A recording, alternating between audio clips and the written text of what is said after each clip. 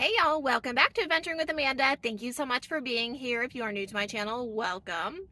Y'all, before we get started, hit that like button and subscribe to my channel if you are new here. Today we are talking about van life safety, specifically for those solo travelers. I'm going to be first talking about the van life safety don'ts and some other tips that I have for you. A quick bit on my experience. I have been traveling for almost 3 years in my van. I have been around the country 3 times solo with my dog. And up until about 6 months ago, I did almost all of my traveling completely solo. I've been to 41 states now myself. So I have quite a bit of experience.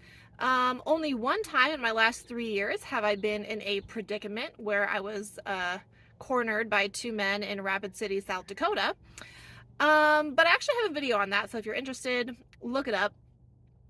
So let's dive right in. This is going to be kind of more of a talking video so I can share my tips. So I also have my notes here, so if you see me looking down, it's because I don't want to forget anything. All right, so van life safety for solo travelers. Number 1, don't camp somewhere where you don't have cell service.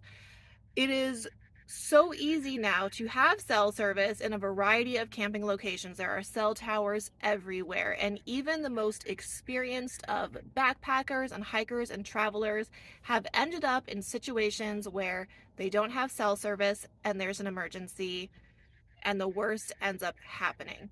I always camp where there is cell service. If I get somewhere and I cannot call 911, I'm out of there. So don't camp somewhere without cell service, because especially if you're in the wilderness, gosh, it's going to be really hard to get someone to you if you can't call for help. So don't camp somewhere where you don't have cell service. And going along those lines, always give somebody who you trust your location. So I have been in complete solitude before, of course with cell service, and the one person that I can always trust who would put down anything and do everything possible to find me is my mother. So whenever I get somewhere, I always text my mom my pin location from Google Maps. Even if I'm traveling across the country and I end up at like a Love's truck stop, I will send my mom the exact location of that Love's so she knows precisely where I'm at all times. I actually had an incident once in New Mexico where I ended up at a Travelodge hotel and I passed out in the lobby, passed out on the floor. 911 had to be called. I had to be rushed to a hospital, and I couldn't speak because it was a very bad situation. I couldn't speak, so I could not communicate with my mother. The doctor had to call my mom, and my mom had no idea where I was. So, and the doctor was trying to explain to her that I was in Santa Rosa, New Mexico, and my mom was in a panic because she didn't know where I was. So always let somebody trusted know where you are at all times. Don't stay somewhere if you have a bad feeling. Our brains can only process information so quickly. So that gut feeling that you get, that intuition you get when something bad is about to happen, listen to that. If you show up somewhere and you have a bad feeling or you see a sketchy character, do not stay. Just leave. It's not worth it to hang out to see what happens. If you get a gut feeling, you have got to listen to it and get out of that situation. So, piggybacking on that, do not ignore suspicious activity. If you see something, if you see a truck going by you so often, they seem to be canvassing, you're all alone, there's nobody around, you see somebody kind of looking at you, watching you, don't ignore that. Get up and leave or call law enforcement. The next thing is, don't be afraid to call law enforcement. If you need help or there's an emergency or you need to report something, you don't necessarily, call 911 if there's an emergency, but you can always call a non-emergency number in your area. And this is another reason why it's important to have cell service, because you can Google, wherever you're at, non-emergency number in my area. And you can call non-emergency and they will be able to help you. Don't attempt to traverse land where you might get stuck. If you see a flood or you see muddy roads and you're like, oh, can I make it? Don't try and make it. Don't try and make it. Because if you end up stuck and there's nobody around, and maybe for a second you don't have cell service because you're trying to get somewhere that does have cell service and you get stuck, that could be very bad, especially if you don't have the tools to help you get unstuck. Now, you can buy tools to help you get unstuck, like those tracks that go under vehicles, carrying a shovel. So carrying those sort of tools to help you get unstuck is helpful, but the best case scenario is not traversing that land at all, so you can avoid getting stuck. It's much easier to avoid getting stuck than having to get yourself unstuck. Again, especially if you end up in a situation where you do not have cell service. Now, if you are going to be boondocking somewhere far from amenities, let's say you're a couple hours away and you're in complete solitude, don't forget to pack extra food and water. Make sure that you have all of those things that you need and a little bit extra just in case you end up, there's inclement weather and something happens and you need a few days extra. So if you're going to be far from amenities and by yourself, pack extra food and water.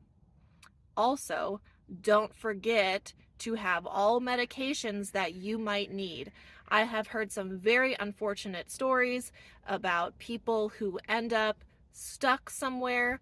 They need medication that, helps them live every single day. They end up running out of that medication, and unfortunately, they have perished. These things happen. It's rare, but they happen, and they are mostly avoidable. So don't forget to pack that extra food and water and all medications that you may need.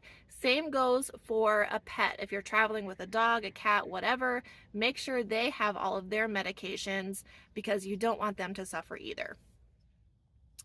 Don't forget to have like an emergency or roadside assistance. So you can get AAA. Many insurance companies have roadside assistance.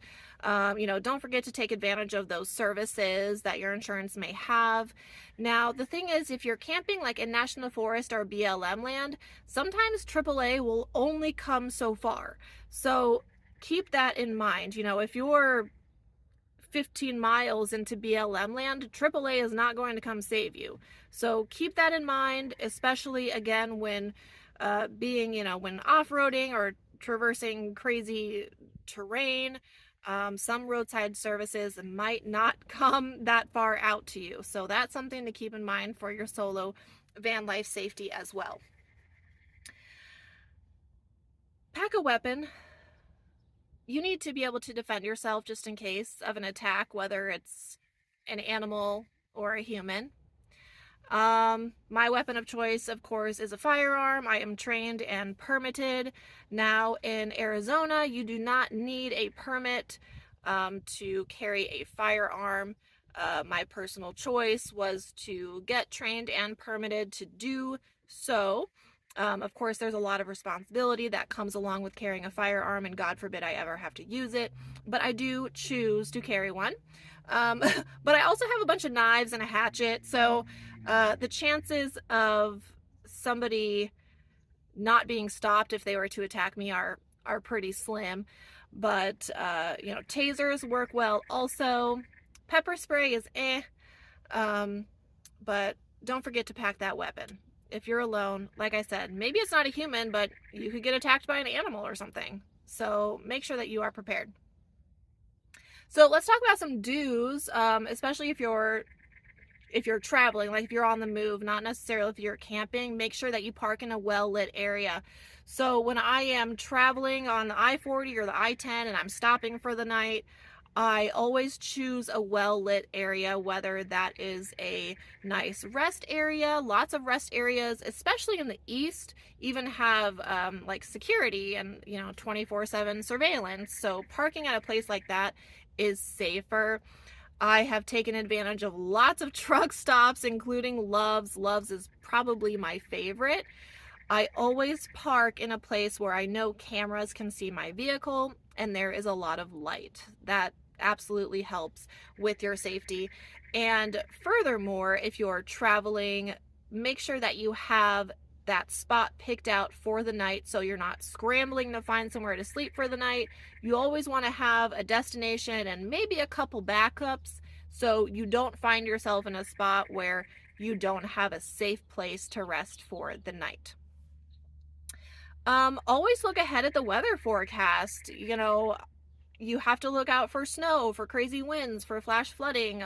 If you're back east, hurricanes. If you're in the Midwest, tornadoes.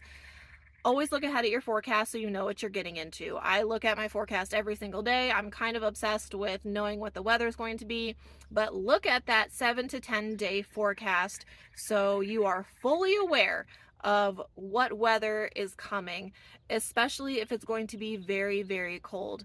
Hypothermia is a thing. Extreme heat and dehydration are things.